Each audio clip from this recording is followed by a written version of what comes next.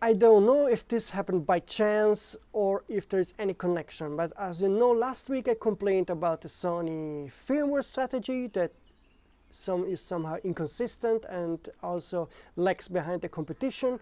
And yesterday 2 sources contacted me and told me that Sony is launched a survey. They contacted many store owners, photographers and people that are important like influencers, and they asked them for their opinion about the current Sony strategy and camera and lens strategy, and they asked them what they would like to see improved on the current situation. And maybe this is just by chance and not connected probably with the video I did the last week, but what I can tell you for sure is that this is highly unusual. The sources I talked with said like this never happened before. While Sony is very keen on getting feedback, they usually collect this feedback by inviting people on their events or also in private, on location, where they have questionnaires and they answer to specific questions. But in this case, something else happened. They really called them to their home and asked them if they have time to talk with them.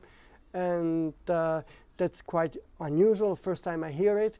So I wanted to tell you this, that something may be moving around Sony, that they want to get a full picture of the current situation, because the question was really about how they are, if they are satisfied with the current cameras, the current lenses.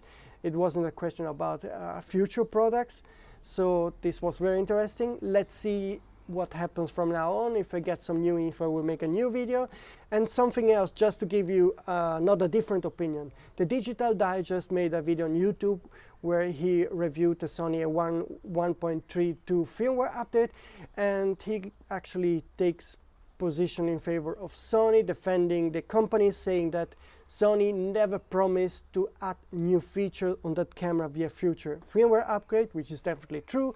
And he also said that it's normal in a electronic digital world that new features get added on new hardware. He's taking the position where he says like the Sony cameras are still very good. They deliver what they promised at the time of the launch, and we shouldn't complain too much if new features are not added. The very important thing for him is that bug fixes get fixed, and that's of course happening with Sony. So even if it's not often that quick, but it happens, for that we don't have to complain.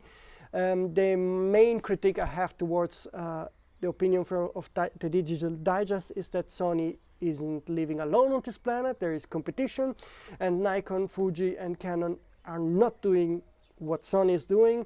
They're often releasing firmware updates that add new features that were not scheduled to be on this camera. So my problem with Sony's strategy is that people will eventually in time maybe choose to go for Fuji, Nikon or Canon, knowing that they consistently update their cameras by adding also new features that were not teased at the time of the launch of the camera. So eventually this strategy could pay off for them and could hurt in some ways also Sony. And I hope that Sony will just make a tiny bit more of effort to give us also some software features that are available on lower end cameras like the ZV-1 or the FX30. Some of those features I'm sure are really easy to implement on the A1, A7S III, on the A9 II and so forth. So I understand you cannot completely add a ton of new features on high-end cameras and somehow cannibalizing future sales of the successor camera. Still, we need to find a right balance at Sony that makes us all happy. So this is it for today. As soon as I have more info about what Sony is going to do with their firmware strategy, I will make a new video, of course. So please subscribe and hit the notification button to not miss any of those videos, and I see you soon.